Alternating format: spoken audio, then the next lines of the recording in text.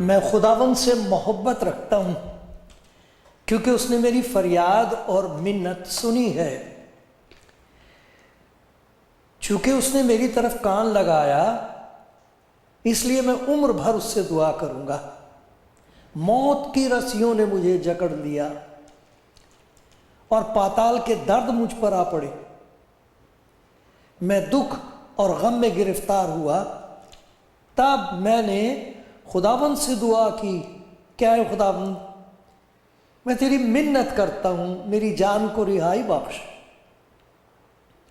खुदावंद सादिक और करीम है, हमारा खुदा रहीम है। खुदावंद सादा लोगों की हिफाजत करता है। मैं पस्त हो गया था, उसी ने मुझे बचा लिया। आए मेरी जान फिर मुतमईन हो, क्योंकि खुदावंद ने तुझ पर एहसान किया है। इसलिए कि तूने मेरी जान को मौत से, मेरी आंखों को आंसू बहाने से और मेरे पांव को फिसलने से बचाया है। मैं जिंदों की जमीन में खुदावंद के हुजूर चलता रहूंगा। मैं ईमान रखता हूं, इसलिए ये कहूंगा, मैं बड़ी मुसीबत में था। मैंने जल्दबाजी से कह दिया कि सब आदमी झूठे हैं। खुदावंद की सब नेमतें जो मुझे मिली, मैं उनके एवज में उसे क्या दूं।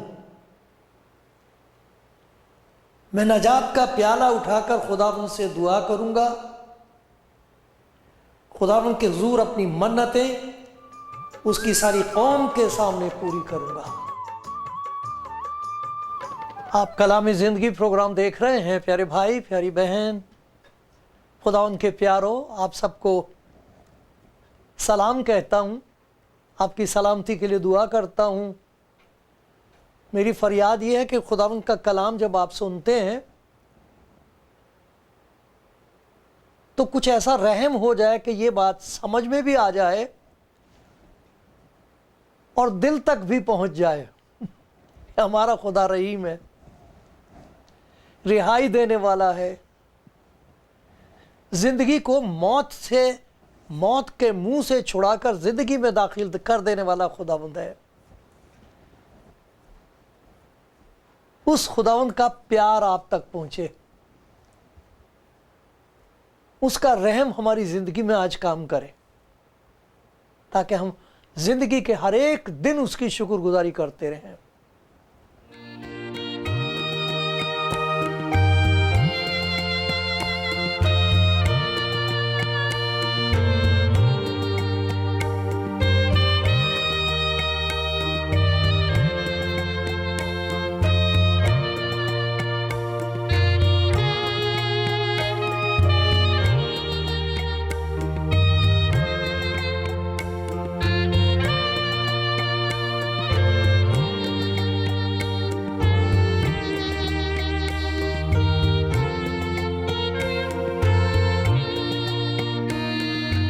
खुदावंद के बंदो, खुदावंद के प्यारो, खुदा का शुक्र हो हम सब मिलकर आज उस खुदा की मोहब्बत और कुदरत का प्रचार सुन रहे हैं, जिसमें हमें ये बताया गया है कि खुदावंद यीशु जो खुदा की मोहब्बत है, खुदा का कलाम है, जब हम उस पर ईमान लाते हैं, जब अपनी लाचारी की हालत में, मायूसी और नाउमीदी की हालत में अपने आप को खुदावंद यीशु मसीह के सुपुर्द कर देते हैं, तो जो कुछ हम सोचते हैं और जितना कुछ हम उस पर ईमान लाते हैं, उससे बहुत ज़्यादा हमारी ज़िंदगी में काम कर सकता है। हैरत होती है कि मैंने तो इतना मांगा भी नहीं था, मैंने तो कभी ऐसा सोचा भी नहीं था। ये है ईमानदारों की गवाही। क्योंकि ऐसा लिखा है, अब जो ऐसा कादिर है कि उस कुदरत के मुआफिक जो हमें तासीर करती है, हमारी दरख्वास्त और ख्याल से बहुत ज़्यादा काम कर सकता है। वो जो शक्तिमान है, हैरान कर देता है, ये हो कैसे गया, ये कर कैसे दिया, ये बात तो मैंने कभी सोची भी नहीं थी, कभी ख्वाब भी नहीं देखा था। बहुत थोड़ी सी बात मांगी थी, क्योंकि वो थोड़ी सी बात हमारे लिए पहाड़ से भी ज़्यादा बड़ी थी। अब थोड़ी सी लगती, लेकिन देखो उसने क्या करके दिखा दिया। तो इसकी तफसीर, इससे समझने के लिए मैं आपको खुदा के कलाम में से एक ख़ानदान की बात सुनाऊंगा। एक भाई है, उसकी दो बहनें हैं, और उनकी ज़िंदगी में खुदावंद ने ऐसा काम किया है कि वो हैरान हैं, और देखने वाले ताज्जुब करके कहते ये हो कैसे गया, ये कैसे हुआ। ये यूहन्ना की इंजील का 11वां बाब है, अगर आप इसे देखना चाहें तो खुद पढ़िए, तो खुदावंद आपको वो बातें दिखा देगा जिन्हें देखने की आपको ज़रूरत है। जो कुछ खुदावंद ने मुझे दिखाया है उसका मेरी ज़िंदगी से ताल्लुक़ है, और खुदा के हुक्म से, उसकी मदद से ये बात मैं आप तक पहुंचा रहा हूं कि वो जो कुछ आपने सोचा है, जहां तक पहुंच गए हैं, वो उससे बहुत आगे है। जो कुछ आपने खुदावंद यीशु मसीह को समझ लिया वो उतना ही नहीं है। मत्ती की इंजील में खुदावंद यीशु मसीह का ये फरमान है, कोई बेटे को नहीं जानता सिवाय खुदा के। खुदा को मालूम है उसके कलाम की कुदरत कितनी ज़बरदस्त है। खुदा को मालूम है कि वो क्या कर सकता है। आसमान और ज़मीन का कुल इख्तियार मुझे दिया गया है। क़यामत और ज़िंदगी मैं हूँ, दुनिया का नूर मैं हूँ। जिसने मुझे देखा उसने बाप को देखा है। देखना चाहते अपने बाप को जिसने तुमको पैदा किया है। माँ ने जिस्म पैदा किया है, उस पर ईमान लाओ, मेरी बात मान जाओ, अपने आप को सुपुर्द करो, तो मेरे पास ये इख्तियार है कि मैं तुम्हें हक़ दे दूँगा, और खुदा तुम्हारी रूह को नए तौर पर पैदा कर देगा। जितनों ने उसे कबूल किया उसने खुदा के फ़र्जंद होने का हक़ बख्शा। इख्तियार नहीं, हक़। इख्तियार किसी के पास नहीं है, हक़ है, हक़ दे देता है। तो ये देखो किस किस्म की एक अजीब बात हो रही है, हैरत अंगेज़ बात हो रही है। एक ऐसा काम हो रहा है कि जिसमें खुदा की उस मोहब्बत का जिक्र है जो इंसान की समझ से बाहर है, उस कुदरत का जिक्र है जो इंसान समझ नहीं सकता। तो ये दो बहनें हैं, इनका भाई बीमार हो गया। उन्होंने खुदा यीशु मसीह के पास खबर पहुंचाई। मरियम थी और उसकी बहन मरथा थी, भाई लाजर था। बस इतनों ही का बात बताया गया उस ख़ानदान में। लाजर बीमार हो गया, तो मरियम ने और मार्था ने देखा था कि खुदा यीशु मसीह के अंदर ये कुदरत है कि वो बीमारों को हुक्म दे देता, उठ जाते हैं। कौड़ियों को अच्छा कर दिया उसने, अंधों को आंखें दे दी। यहाँ तक ईमान था उनका। खबर भिजवाई कि जिसे तू प्यार करता है लाजर वो बीमार हो गया, आजा। उनको बड़ा पूरा यकीन था कि खुदा उनको पता लगेगा, क्योंकि वो तो इनके घर जाके ठहर जाते थे। ये दोनों बहनें और भाई खिदमत करते थे खुदा उनकी, उस पर ईमान ले आए थे। लेकिन उनका ईमान इतना ही था कि वो बीमारों को अच्छा कर सकता है, तो इसलिए बीमारी की हालत में खबर भिजवा दी। खबर पहुंच गई है, खुदा नहीं गए। बहुत बुरा लगा उन्हें, अब तक नहीं आया। देखते होंगे, पता करो कहीं दिखाई दे रहा है, कोई आ रहा है, नहीं। फिर अंदर से रोने की आवाज़ आई, लाजर तो चला गया। अब दोनों बहनें सोच रही हैं, इतना हमने उसको प्यार किया, वो हमें इतना प्यार करता था, अगर आ जाता तो हमारा भाई अच्छा हो जाता, वो अच्छा कर सकता था, कर देता, मगर नहीं आया। तो दिल में एक किस्म की एक शिकवा शिकायत थी, कुछ नाराज़गी सी थी। 3 दिन हो चुके थे, चौथा दिन था। तो खुदा ने, उसमें लिखा हुआ कि खुदा ने अपने शागिर्दों से कहा कि चलो चलते हैं। कहाँ जाना है? मरियम मार्था के घर। क्या बात है? लाजर सो गया। तो उन्होंने कहा सो गया तो उठ जाए, उसमें क्या हुआ? कहते हैं उससे मुराद थी, लेकिन नहीं वो मर गया। तो अब जाएंगे वहाँ, चलो ज़्यादा बहस करने का वक्त नहीं है, तो चले आए। तो जब पता लगा उनको, मरियम और मार्था को, तो मरियम ने खुदा उनसे कहा अगर तू यहाँ होता तो हमारा भाई न मरता। मार्था से कहा आया नहीं तू, अब वो चला गया, अब क्या हो सकता है?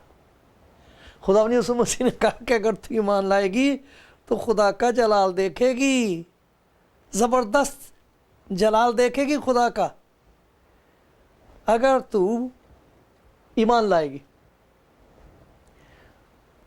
उसने कहा तेरा भाई जी जाएगा, उठ जाएगा? कि हाँ हाँ मुझे मालूम है क़यामत में जी उठेगा।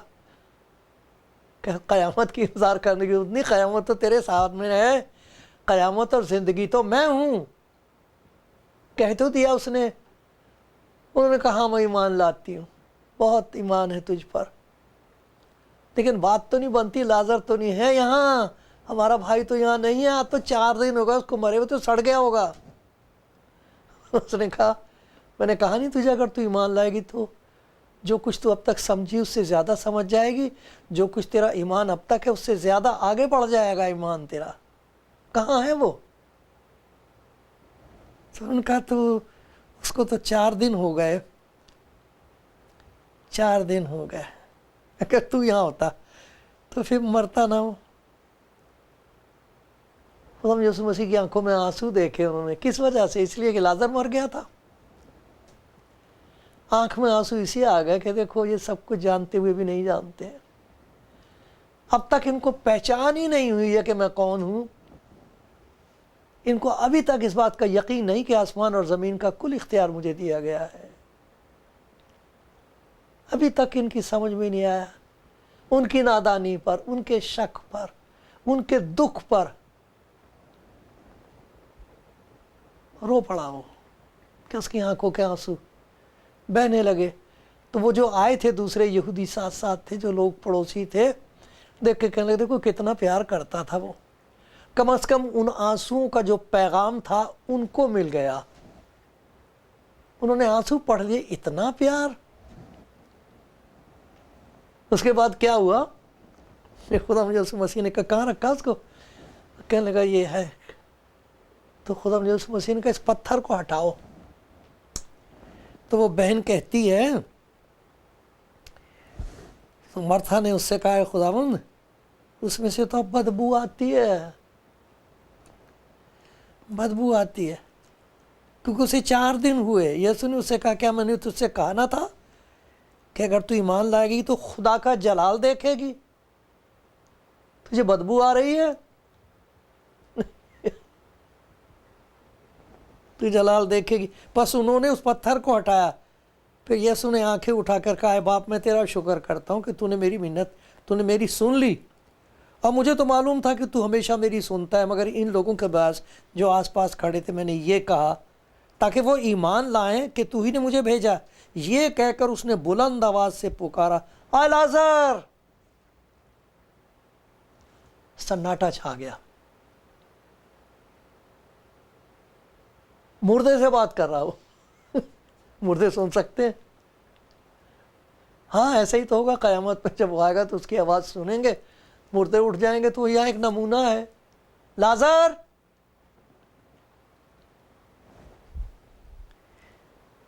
लाजर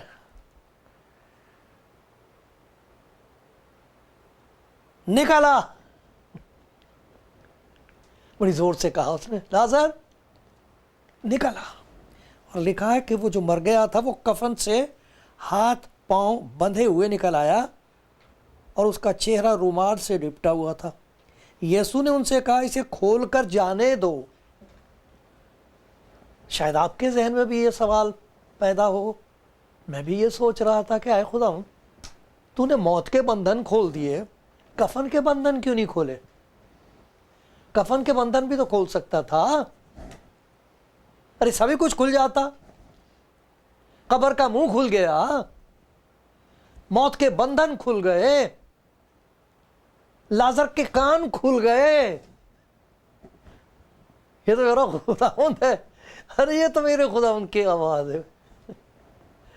उठ के बैठ गया, फिर कब्र का दरवाजा खुला देखा, मौत के बंधन खुले देखे, निकल आया, लेकिन लिपटा हुआ। अब देखो, खुदावंद ने उनसे कहा, यीशु ने उनसे कहा, सबसे, सब शामिल है, जो देख रहे थे उनसे कहा, उसे खोल कर जाने दो, खोल दो, तुम उसे जाने दो।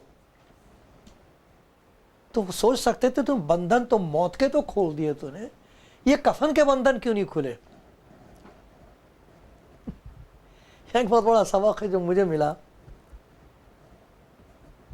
और उसकी मिसाल मैं आपको दूंगा खुदा के कलाम में से। देखो, अमाल की किताब में एक शख्स का जिक्र है जिसको खुदा ने ये सबक सिखा दिया कि जिसके बंधन मैंने खोल दिए हैं, जिसे मौत के मुंह से निकाल लिया है, जो गुनाह में धंसा हुआ था उसे वहाँ से निकाल लिया है, जिसे अंधेरे के कब्जे से निकाल कर मैंने अपनी अजीब रोशनी में दाखिल कर दिया है, उनको मैं तुम्हारे सुपुर्द करता हूँ। कुछ ऐसे काम है जो तुम ही कर सकते हो, तुम ही को करने होंगे। एक कफन है उनके ऊपर लिपटा हुआ, एक कफन है जिसने बांध रखा है, वो उनकी मौत का निशान है, उनकी पुरानी जिंदगी का निशान है कि वो मर गए थे 4 दिन तक खामोश बगैर जिंदगी के। इसे खोलने के लिए मैं तुम्हें खिदमत दे रहा हूं, तुम खोलो इनको। एक काम मैंने किया है जो कोई नहीं कर सकता, खुदा के सिवा कोई नहीं कर सकता। एक वो काम है जो ईमानदार के सिवा कोई नहीं कर सकता, इसे खोल कर जाने दो। एक शख्स था, उसका जिक्र है इसी अमाल की किताब में, उसका जिक्र है 9वें बाब में। साउल उसका नाम था, आलिम आदमी था, अमल करने वाला था शरीयत पर, बड़ा जोशीला था। उसके दिमाग में ये ख्याल आ गया था कि ये मसीही लोग जो हैं, जो यीशु मसीह के पीछे चल रहे हैं, ये मसीह नहीं है, ये खुदा जाने कौन है। जिस मसीह की हम इंतज़ार कर रहे हैं ये वो नहीं है। ये तो कह रहा है कि अगर तुम्हारे मुंह पर एक चपातर इधर मारे तो उधर का भी कर दो, जो कोई मांग रहा है उसे दे दो। अरे हम तो उस मसीह की इंतज़ार कर रहे हैं जो आते के साथ ही सत्यानाश करेगा रूमियों का। हमारी हुकूमत होगी, तमाम दुनिया की कौमों पर हम हुकूमत करेंगे, बादशाहत हमको बख्शी जाएगी। ये कौन है? यूँ कह रहा हमारी बादशाहत तो, मेरी बादशाहत तो आसमान की। अरे भाई, आसमान की बादशाहत आसमान पर है, हम तो ज़मीन पर रहते। तो सारे मसीहों का मजाक उड़ाते थे और कहते थे कि ये उसके पीछे लगली है जो मसीह नहीं है। ये सताता था उनको, मारता था उनको, पकड़वाता था। तो ये इख्तियारात लेके यरूशलेम से दमिश्क में गया कि कुछ ईसाई वहाँ भाग गए, उनको पकड़ के लाऊंगा मैं। सबको मालूम था दमिश्क में जो ईसाई रहते थे बेचारे कांप रहे थे, उसके नाम से डरते थे। वहाँ एक शागिर्द रहता था, उसका नाम था हननिया। ये जिक्र है इसमें अमाल की किताब में, और ये हवाला आएगा, आप देख लेना, 9वां बाब है, 10वीं आयत से आगे तक पढ़ लेना। तो खुदावन हननिया के पास पहुंचा है। हननिया घबरा गया है खुदावन। उसने कहा, हननिया तुझे मैं बता रहा हूं कि तू वहां चला जा, वो आदमी जो तरसीस का है। कौन? तरसीस का कौन? साउल? कि हाँ साउल। खुदावन यहाँ आ गया, वो हमें गिरफ्तार करने आया है, हमें मारने के लिए आया है। वो तो बहुत खतरनाक आदमी है, उसने तो बहुत दुख दिया। ये देखकर उसके चारों तरफ कफन है। इस चीज की वजह से उसके बारे में ये सोच भी नहीं सकते, ये ख्याल उनके दिमाग में आ ही नहीं सकता कि खुदावंद साउल को तब्दील कर सकता है। नहीं, ये बात दिमाग में आ ही नहीं सकती। खुदावंद को कहता, देख वो दुआ कर रहा है, इसको सिर्फ यही दिखाई दे रहा है कि उसने क्या किया था। इसको ये दिखाई नहीं दे रहा कि इसने खुदावंद को देखा है और खुदावंद ने इसकी जिंदगी को मौत के मुंह से निकाल लिया। ये एक और साउल नहीं रहा, ये अब पौलुस है। ये दुआ कर रहा है, इसके घुटने टिक गए हैं, इसने मुझे अपनी जिंदगी में कबूल कर लिया है और बहुत बड़ा काम है जो इसके वसीले से मैं करूंगा। फिर खुदा ने इसको कहा जा खोल दे तू, ऐसा ना कहे अब, था वो जैसा तू कह रहा वैसा था, लेकिन अब नहीं है, खोल दे अब ना ये याद करना इसने क्या किया था, अब इसके लिए खुदा का शुक्र करना जो मैंने कर दिया है, खोल दे। खुल गया। वो जाके उसको कहता आए भाई साउल अब भाई कह रहा उसे, भाई साउल। एक और है, जब ये बच गया, तब्दील हो गया, हननिया ने इसको कबूल कर लिया, तो अब ये यरूशलेम गया तो वहां शागिर्द इसको कबूल नहीं करने को तैयार। ठीक आदमी नहीं है ये। वहां एक और शख्स है जिसे खुदा खिदमत दे रहा कफन खोलने की, उसका नाम है बरनबास। वो साथ लेके गया कि मैं चलता हूं तेरे साथ, मैं बताऊंगा उनको सिर्फ इतना ही मालूम है कि तूने यहाँ कलीसिया को सताया है, कितने लोगों को तूने पकड़वा दिया है, तू मुखालिफ है, मसीहियों का दुश्मन है, इनको यही मालूम है और सच है। लेकिन तुझे जो कुछ खुदाबंद ने दिखा दिया है, तेरी ज़िंदगी का जो मकसद ही बदल के रख दिया, इनको नहीं मालूम है, इनको यकीन नहीं आ सकता। ईमान इतना सा है कि खुदा इतना कर सकता, बस इससे ज़्यादा नहीं कर सकता, चल मैं तेरे साथ चलता हूँ। बरनबास को कैसे यकीन आ गया? बरनबास का तो नाम ही है तसल्ली का देने वाला, हिम्मत का बढ़ाने वाला। ये साथ लेके गया और वो तो साउल ही जानते थे उसको। वो खामोश खड़ा रहा, मुजरिम के तौर पर उनके सामने खड़ा, शर्मिंदा। बरनबास बोलता है ये वो नहीं है, अरे इसने खुदावन को देखा है। और तो दमिश्क में दलेरी के साथ इसने जो यीशु मसीह की मुनादी की है, मैं भी हैरान हूं। खोल दो, इसे जाने दो, इसे खुदा ने अपने लिए चुन लिया है। खोलो दिल का दरवाजा इसके लिए। खुदावन ने कब्र का दरवाजा खोल दिया इसके लिए, इसके मौत के बंधन खोल दिए हैं, तुम खोल दो अपना दिल इसके लिए। खुल गया, उन्होंने भी कबूल कर लिया। बल्कि उनको पता लगा कुछ और लोग हैं जो इसको मारना मांग रहे हैं, तो इन रसूलों ने उसकी मदद की, वहां से कहा कि तू चला जाए यहाँ से, खुदावंद तुझे इस्तेमाल करेगा। देखा, इसलिए खुदावंद यीशु मसीह ने ये नहीं किया कि जब वो कब्र से बाहर निकला तो साफ सुथरे कपड़े पहने हुए, नहीं ये नहीं किया। ये तुम कर दो। देखो कितने लोग हैं जिनके बारे में मैं कई दफ़ा, एक भाई के बारे में मैंने खुदा का शुक्र किया, एक बहन के लिए शुक्र किया, मुझे कितना ताज्जुब होता है, एकदम बताना शुरू कर दे, आपको पता नहीं, आप जानते नहीं उसे, आपको नहीं मालूम इसने क्या किया। अरे मैंने कहा खुदा मेरे कान बंद कर दे, मैं ये सुनना नहीं चाहता, मैं नहीं सुनना चाहता। बहन कह रही इसमें से बदबू आ रही है, लोग कह रहे हैं ऐसा हो ही नहीं सकता। अरे कैसे नहीं हो सकता? कोई चीज ऐसी है, कोई ऐसा काम है जो हमारा खुदावन नहीं कर सकता? वो तो हर रोज लोगों को बचा रहा है। हर रोज ऐसे ऐसे लोग जो नफरत करते थे मसीह से, मसीह के लोगों से नफरत करते हैं, वो समझते हैं कि इनसे नफरत करना खुदा को खुश करना है, ये सबसे प्यारी इबादत है। उनको मालूम नहीं है। तो क्या ये हो सकता है कि जब वो खुदा उनके पास आए तो हमको गले से लगा के कहें, या यूं कहें कि पता नहीं भाई इसका कुछ पता नहीं, कोई एतबार नहीं है, होशियारी से काम लेना? अरे उस होशियारी को आग लगाओ, हमें उस होशियारी की जरूरत नहीं है, खुदावंद यीशु मसीह की फरमान बरदारी की जरूरत है।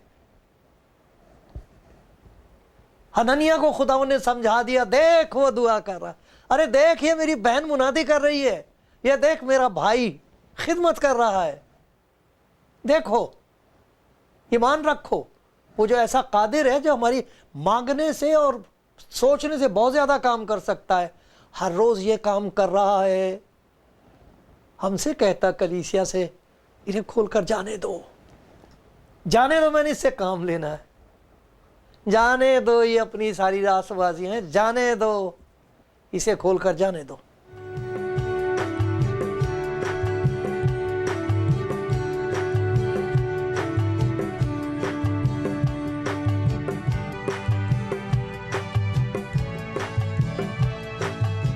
जिस खुदावन का मैं जिक्र कर रहा हूँ, जो खुदा का कलाम है, जिस्म में आया है, जिसके कलाम में खुदा की मोहब्बत है, जिसकी मौत में खुदा की मोहब्बत, खुदा अपनी मोहब्बत की खूबी हम पर इस तरह जाहिर करता है कि जब हम गुनाहगार ही थे तो मसीह हमारी खातिर हुआ।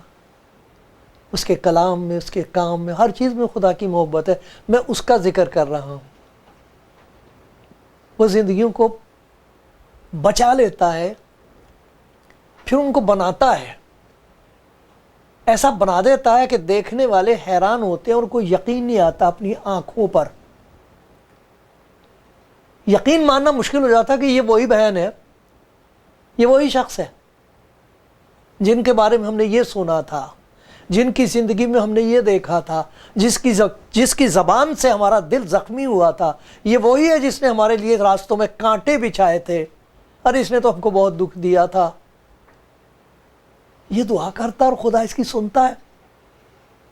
इसने मेरे लिए दुआ की। ये क्या हो रहा है?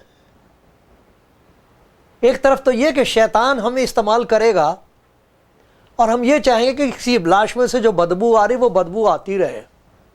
उन्हें ताफून नहीं सुनाई देता और कुछ नहीं दिखाई देता, नहीं बदबू आ रही है, 4 दिन हो गए इसे मरे हुए। लेकिन कुछ ऐसे लोग हैं जो लाजर की तरह उस आदमी को कब्र के बाहर देखते, ये आ कैसे गया, ये खड़ा कैसे हो गया। तब खुदावंद कहता, मेरे भाई, अपने शागिर्दों को कहा था, मैंने तुम्हें भाई कहा है, मैंने भी तो तुमको माफ़ किया है, मैंने भी तो तुमको घूरे पर से उठाया है। जैसा सलूक मैंने तुम्हारे साथ किया इनके साथ करो। मेरा तो काम यही है। मैं तो इसीलिए आया हूँ, गुनाहगारों को ढूंढने और बचाने के लिए आया हूँ।